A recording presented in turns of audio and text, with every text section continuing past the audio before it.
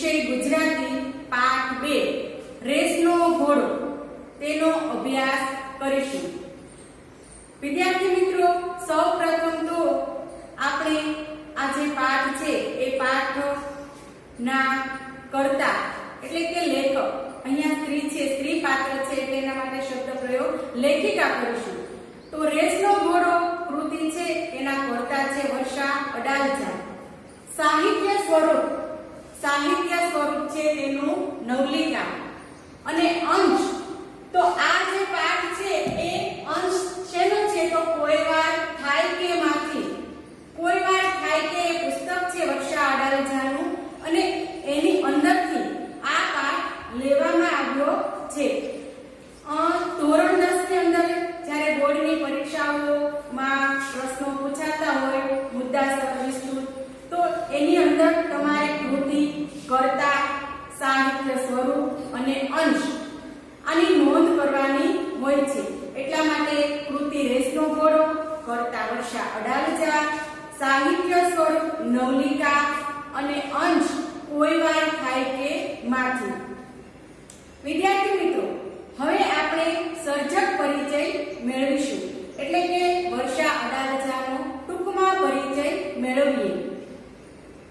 વર્ષા ગુણવંતરાય આચાર્ય એમનું પૂરું નામ છે। તેઓ રંગભૂમિ સાથે સંકળાયેલા હતા। વર્ષા અડાલજાના સાહિત્ય સર્જનમાં જોઈએ તો ગાંઠ છૂટ્યાની વેળા, અણસાર, ખરી પડેલો ટહુકો, મારે પણ એક ઘર હોય તેમની નોંધપાત્ર નવલકથાઓ છે। વર્ષા અડાલજાની શ્રેષ્ઠ વાર્તાઓ એ પુસ્તકની અંદર તેમણે લખેલી બધી જ વાર્તાઓ સંગ્રહાયેલી છે। વર્ષા અડાલજાને સાહિત્ય અકાદમી ગાંધીનગર અને દિલ્હીના પારિતોષિક પ્રાપ્ત થયા છે। ગુજરાતી સાહિત્યમાં વર્ષા અડાલજાનું નામ મોખરે આવે છે। વર્ષા અડાલજાએ કરેલા સાહિત્ય સર્જનની અંદર ખૂબ જ સારી એવી નવલકથાઓ અને શ્રેષ્ઠ એવી વાર્તાઓ આપણને મળે છે અને એ વાર્તાઓ જીવનમાં કંઈક ને કંઈક બોધ આપી જતી હોય છે। તો વર્ષા અડાલજાની આવી જ એક વાર્તા, ટૂંકી વાર્તા એટલે કે નવલિકા રેસનો ઘોડો, તેના વિશે આજે આપણે અભ્યાસ કરીશું। વિદ્યાર્થી મિત્રો, સૌપ્રથમ તો આપણે જે આ રેસનો ઘોડો જે શીર્ષક આપેલું છે એ શીર્ષકને સમજવાનો પ્રયત્ન કરીએ। શીર્ષક પરિચય મેળવી લઈએ। રેસનો ઘોડો, રેસ એટલે સ્પર્ધા, હરીફાઈ, અને ઘોડો એટલે અશ્વ, એક પ્રાણી। આધુનિક યુગમાં સ્પર્ધા કઈ જગ્યાએ નથી, એટલે કે દરેક જગ્યાએ આપણને હરીફાઈ જોવા મળે છે। તેમાંય આજે શિક્ષણ ક્ષેત્રમાં પણ જે સ્પર્ધા કરવામાં આવે છે એ સ્પર્ધાના કારણે કેવા અનિષ્ટ પરિણામો આવે છે અને વિદ્યાર્થીઓનો જે વિકાસ થવો જોઈએ, જે સામાજિક અને વ્યવહારિક વિકાસ થવો જોઈએ એ વિકાસ થતો નથી। તો એ વાત અહીંયા વર્ષા અડાલજાએ રેસનો ઘોડો શીર્ષકના માધ્યમથી કરી છે। રેસ એટલે હરીફાઈ અને ઘોડો એટલે કે અશ્વ।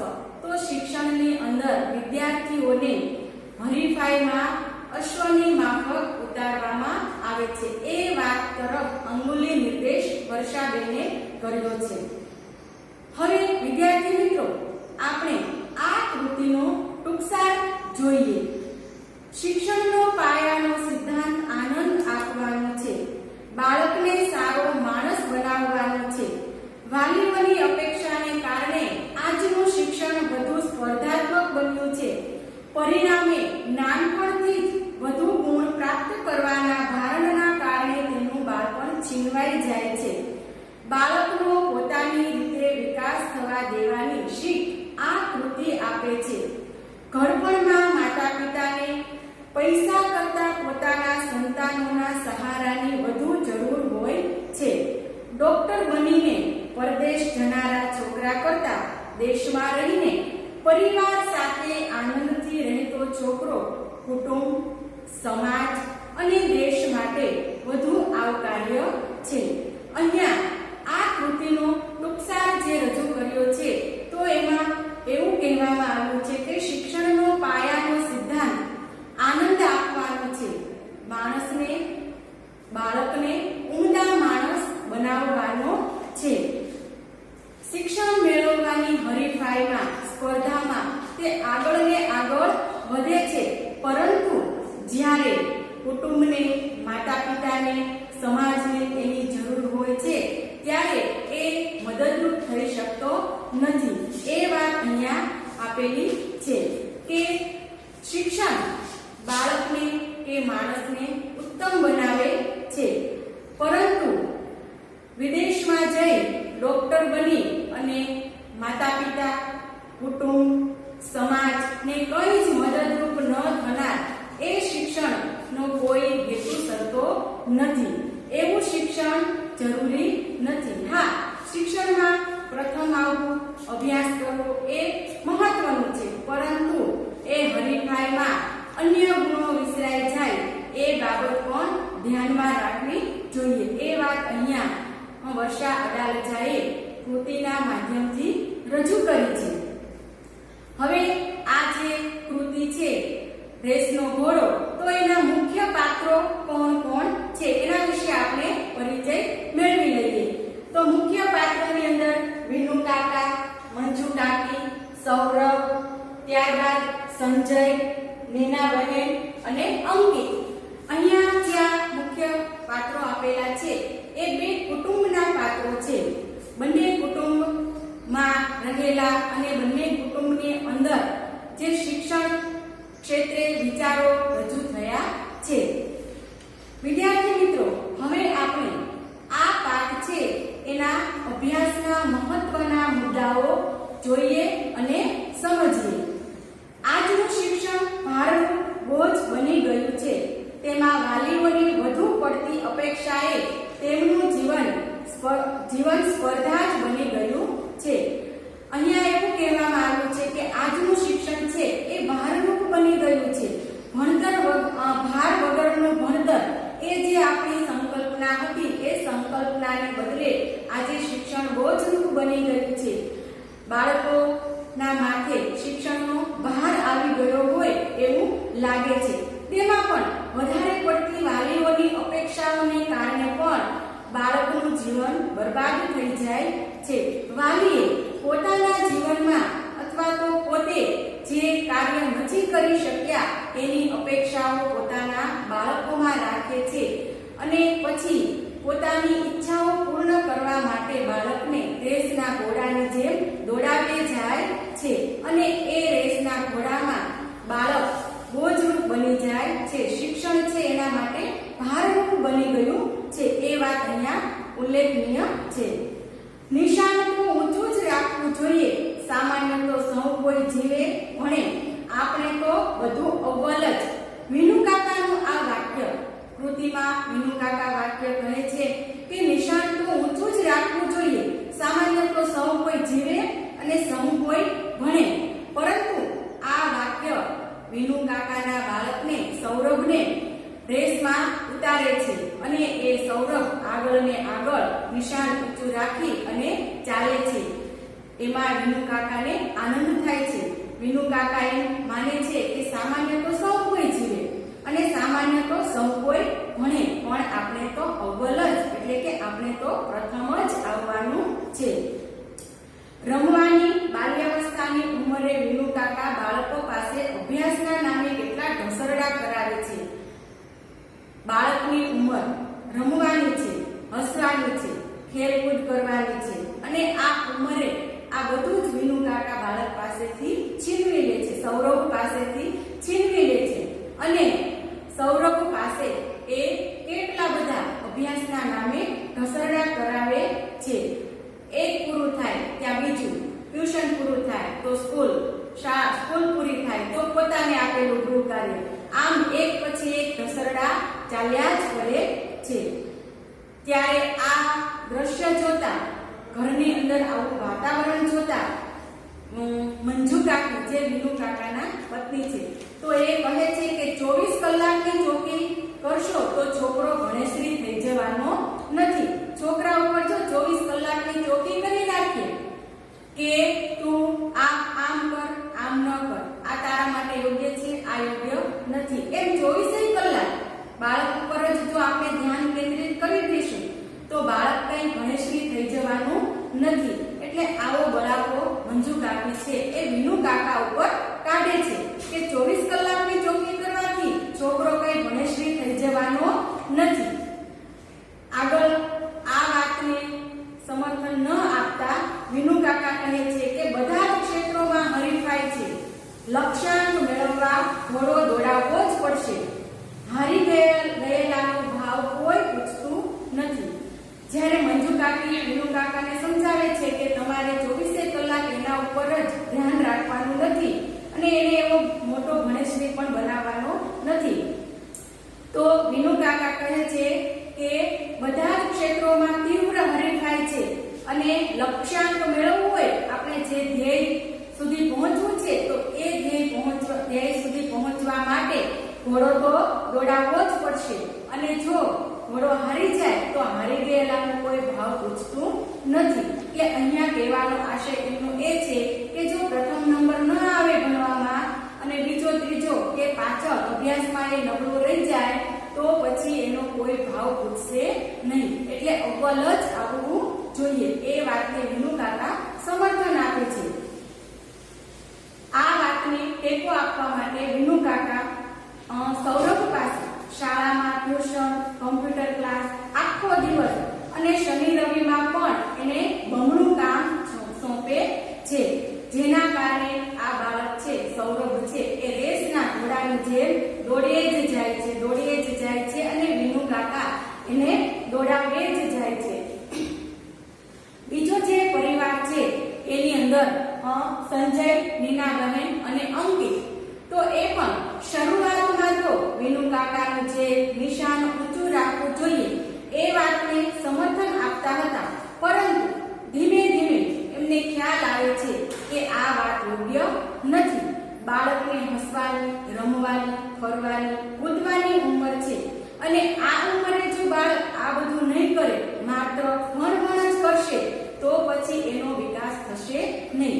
આ વાતને એ સમજી જાય છે અને સૌરભ સાથે સાથે જે ભણવા જતો, ટ્યુશનમાં જતો, કોમ્પ્યુટરમાં જતો અંકિતને એની માતા છે એ ધીમે ધીમે ત્યાંથી દૂર કરે છે અને અંકિતને આ બધું કાર્ય કરવાથી થોડી શારીરિક નબળાઈ પણ આવી જાય છે. શારીરિક રીતે નબળો એટલે કે અંકિતને તાવ આવી ગયો હોવા છતાં વિનુ કાકા છે એમ કહે છે કે આ સૌરભની સાથે એને પણ ટ્યુશન ક્લાસમાં તો જવું જ જોઈએ, મોકલવું જ જોઈએ. જ્યારે માતા પિતા આનાકાની કરે છે ત્યારે વિનુ કાકા કહે છે કે તમે આ ઉંમરે જ બાળકને માયકાનનો બનાવી દેશો, એટલે કે નબળો બનાવી દેશો તો પછી ભવિષ્યમાં એ કશું કરી શકશે નહીં. જ્યારે આ વાત વિનુ કાકા કહે છે ત્યારે નીનાબહેન ખૂબ જ સરસ ઉત્તર આપે છે, જવાબ આપે છે કે વિનુ કાકા, જો શરીર સાજું હશે, શરીરે તંદુરસ્તી હશે તો ભવિષ્યમાં બધું જ મેળવી શકાશે, પણ અત્યારે તો હું મારા અંકિતને ભણવા માટે ટ્યુશનમાં કે કોમ્પ્યુટર ક્લાસમાં મોકલવાની નથી અને એને માત્ર જે શારીરિક રીતે એ અશક્ત છે તો એ જ્યાં સુધી સાજો ન થાય ત્યાં સુધી ભણવાનું આવું કોઈ જ ભારણ હું આપવાની નથી.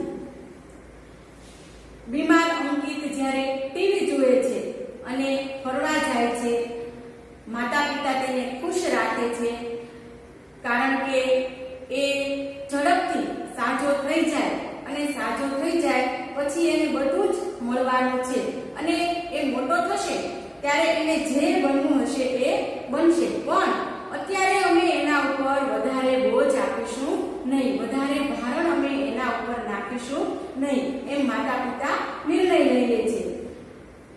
થોડો સમય વીતે છે પછી જ્યારે શાળામાં પરિણામ આવે છે તો સૌરભ છે, સૌરભનો અવ્વલ નંબર આવે છે, પ્રથમ આવે છે અને અંકિત એને તાવને કારણે, હરવા ફરવા જવાને કારણે, ઘરમાં ટીવી જોવાને કારણે, અભ્યાસમાં થોડુંક ઓછું ધ્યાન અપાય છે, એના કારણે એનું પરિણામ નબળું આવે છે. હવે જો અંકિતનું પરિણામ નબળું આવ્યું હોવા છતાંય અંકિતના માતા પિતા એટલે કે નીનાબહેન અને સંજય એને ધિક્કારતા નથી, ઠપકો આપતા નથી, એના ઉપર ગુસ્સો પણ કરતા નથી કે કેમ તારું પરિણામ આવું ખરાબ આવ્યું, સૌરભને તો ખૂબ સારા માર્ક્સ આવ્યા અને તારું પરિણામ કેમ નબળું આવ્યું, આવો કોઈ પણ ઉલ્લેખ કરતા નથી. જેના કારણે અંકિત છે, અંકિતનું મનોબળ પણ વધે છે અને ધીમે ધીમે અંકિત ઘરમાં, કુટુંબમાં, પરિવારમાં પોતાનું મન પરોવે છે.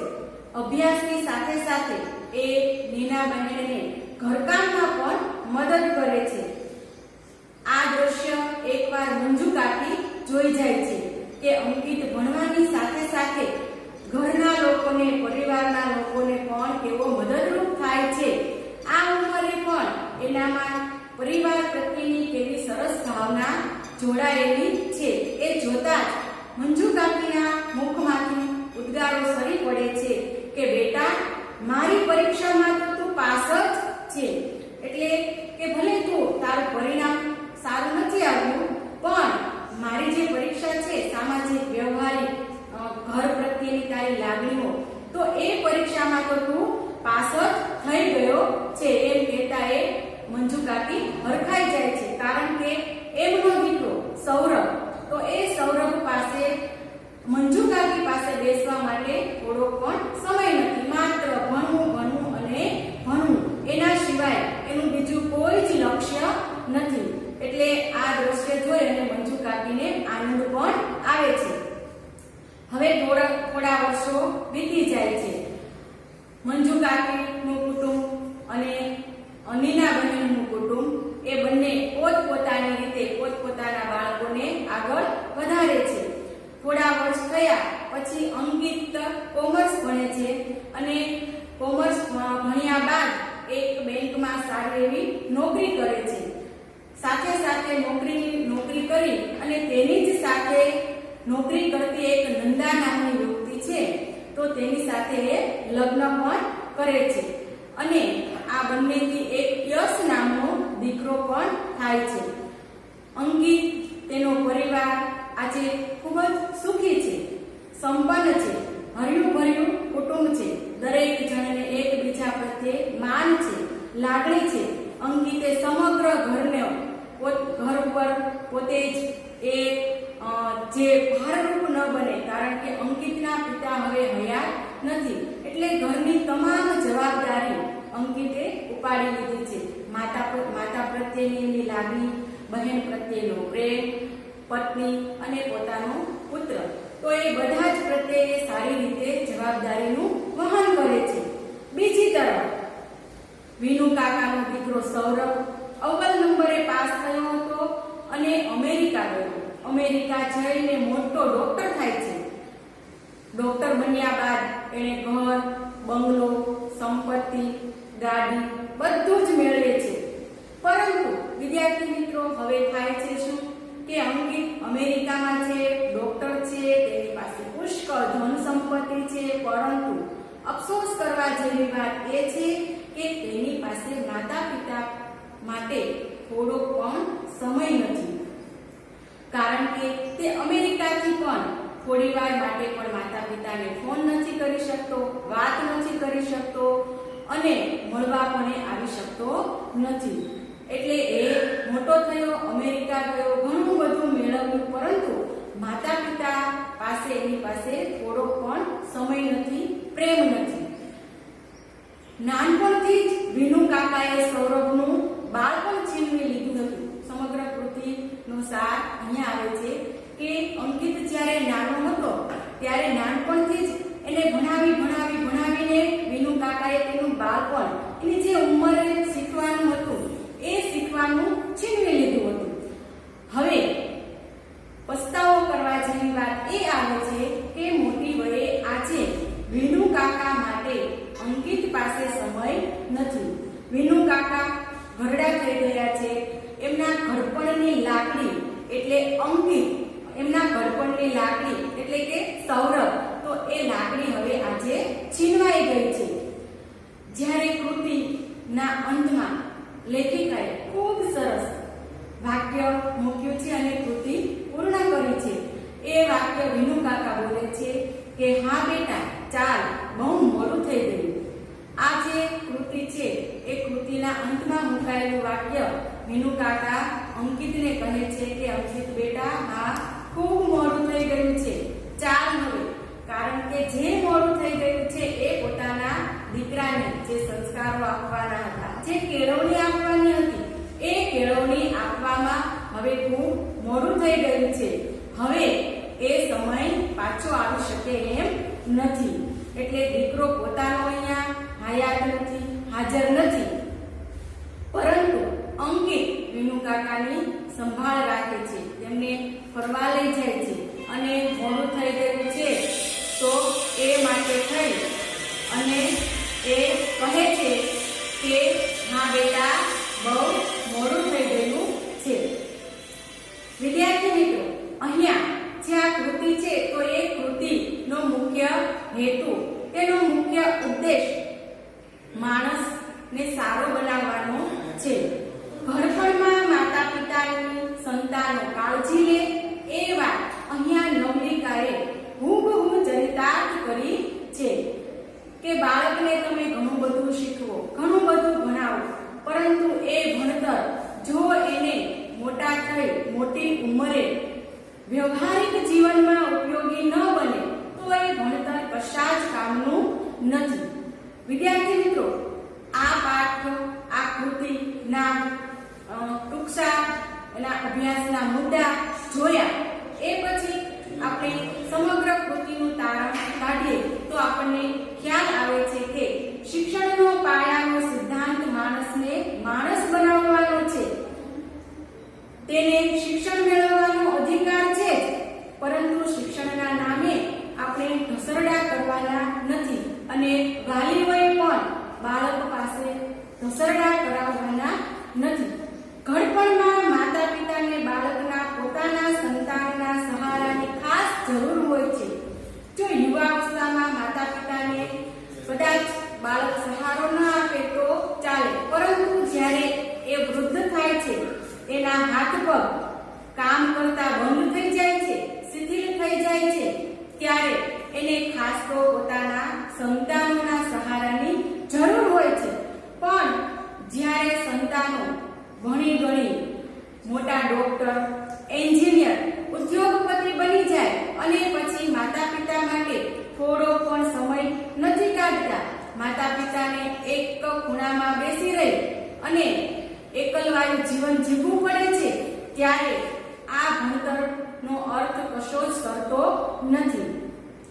વિદ્યાર્થી મિત્રો, જે સમાજની અંદર અત્યારે આપણને ઘરડા ઘરો જોવા મળે છે, તો એ ઘરડા ઘરો ઉદ્ભવવા પાછળનું પણ આ એક કારણ હોઈ શકે કે માતા પિતા પાસે ડોક્ટર, એન્જિનિયર, ઉદ્યોગપતિઓ બનેલા દીકરાઓ કે દીકરીઓ કે સંતાનને ટાઈમ નથી, સમય નથી, ત્યારે માતા પિતા એકલવાયા જીવનથી કંટાળી અને ઘરડા ઘરનો સહારો લે છે.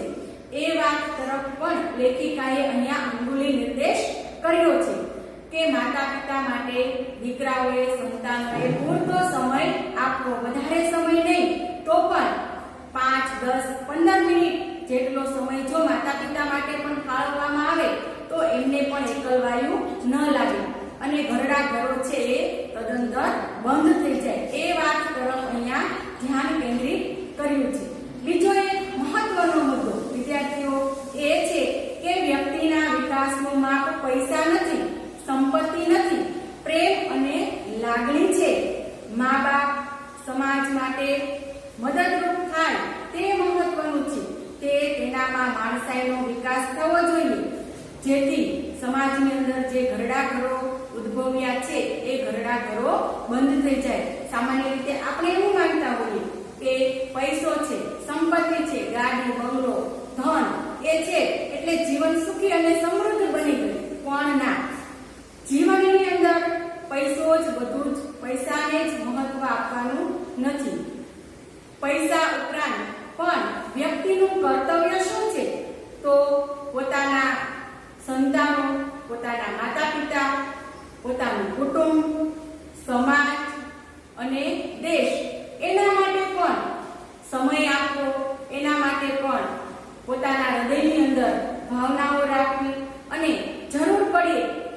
મદદરૂપ થવું એ જ શિક્ષણનો પાયાનો સિદ્ધાંત છે, શિક્ષણનો મૂળ સિદ્ધાંત છે.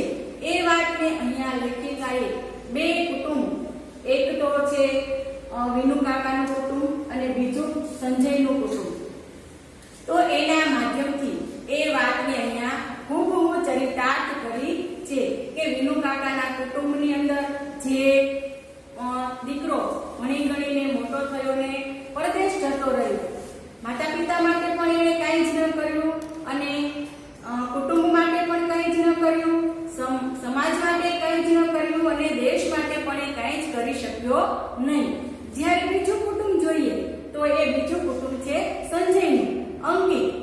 તો અંકિત અહીંયા જ પોતાના જ વતનમાં રહી અને પોતાના પરિવારનું પૂરેપૂરું ધ્યાન રાખે છે, પરિવારની સમગ્ર જવાબદારી એ ઉપાડી લે છે, સમાજમાં પણ એ મદદરૂપ થાય છે. તો એ કઈ રીતે? તો પડોશી ધર્મ એનો ખૂબ સારો એ નિભાવે છે કે સૌરભને સમય નથી વિનુ કાકા માટે, પણ અંકિત વિનુ કાકા માટે પણ સમય કાઢે છે અને પોતાની સાથે એમને લઈ જાય છે અને એમને જરૂર પડે ત્યાં મદદરૂપ પણ થાય છે. દેશ માટે પણ એ ઉપયોગી સાબિત થાય છે. તો શિક્ષણનો મુખ્ય હેતુ એ છે કે વ્યક્તિ હોશિયાર ન બને, અવ્વલ ન આવે તો કશો જ વાંધો નથી, પણ એક ઉમદા માણસ બની શકે, સારો માણસ બની શકે, પોતાની કર્તવ્ય ભાવનાને એ સારી રીતે નિભાવી શકે. તો શિક્ષણનો હેતુ છે એ ખૂબ સારી રીતે ચરિતાર્થ થાય છે. વિદ્યાર્થી મિત્રો, અહીંયા આપણી જે આ કૃતિ હતી એ કૃતિનો મુખ્ય ભાવ, મુખ્ય મુદ્દાઓ એના વિશે આપણે અભ્યાસ કર્યો અને સારી રીતે સમજવાનો પ્રયત્ન કર્યો. હવે એસએસસી બોર્ડની જે પરીક્ષાઓ આવે તો એ પરીક્ષાઓમાં અગત્યના પ્રશ્ન તરીકે રેસનો ઘોડો પાઠ છે એ પાઠમાંથી મુદ્દાસર ઉત્તરો પૂછાતા જ હોય છે. તો એ મુદ્દાસર ઉત્તરો છે એ મુખ્યત્વે બે પ્રશ્નો એવા છે કે જે વારંવાર પૂછાતા હોય છે. તો એની નોંધ પણ તમે તમારી નોટબુકની અંદર કરી રાખજો, કારણ કે આ પ્રશ્નો આપણે જે આપણી ભાષામાં કહીએ તો આઈએમપી કહેવાય. તો એવા પ્રશ્ન છે, એમાં પ્રશ્ન લખી લો કે આખરે તો શિક્ષણનું ધ્યેય બાળક ઉમદા માણસ બને તે છે, આ વિધાન વિગતે સમજાવો. આ પ્રશ્ન છે એ બોર્ડની પરીક્ષાઓમાં વારંવાર પૂછાતો હોય છે કે આખરે તો શિક્ષણનું ધ્યેય બાળક ઉમદા માણસ બને તે છે, એ આ વિધાન વિગતે સમજાવો. અને બીજો એક પ્રશ્ન છે, એ પ્રશ્ન પણ વારંવાર આવે છે, પૂછાય છે કે રેસનો ઘોડો શીર્ષકની યથાર્થતા ચર્ચો. રેસનો ઘોડો શીર્ષકની યથાર્થતા ચર્ચો. આ જે બે પ્રશ્નો છે એ બંને પ્રશ્નો આપણે સમગ્ર કૃતિનો સાર, એ સમગ્ર સાર અહીંયા બંને પ્રશ્નોમાં આવી જાય છે. કે આ બે પ્રશ્નો છે તમારે બોર્ડની પરીક્ષા માટે પણ તૈયાર કરવાના રહેશે. વિદ્યાર્થી મિત્રો, અહીંયા આપણો જે આ પાઠ બીજો હતો રેસનો ઘોડો, એ પાઠ પૂર્ણ થાય છે. અહીંયા આજનો આપણો આ તાસ પૂર્ણ થાય છે. અસ્તુ.